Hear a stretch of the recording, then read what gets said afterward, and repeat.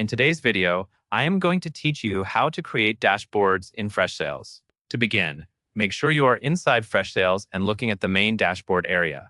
This is where you can view your existing dashboard views and quickly switch between them. Along the top of the dashboard page, you will see a tab section labeled for dashboards.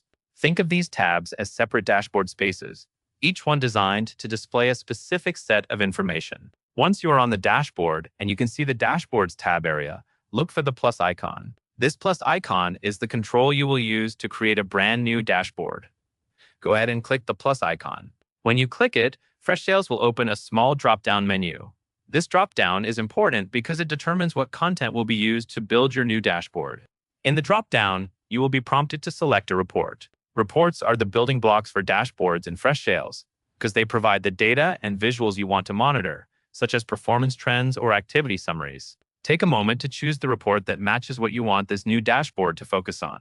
If you are not sure which report to pick, choose the one that best represents the metrics you need to check most often. Picking the right report here helps keep your dashboards organized and easy to use later. After you select a report from the dropdown, Freshsales will create the new dashboard for you automatically. You will see the dashboard appear right away, and it will also be added as a new tab in the Dashboards tab section. This means you can switch back and forth between your dashboards quickly just by clicking the different tabs.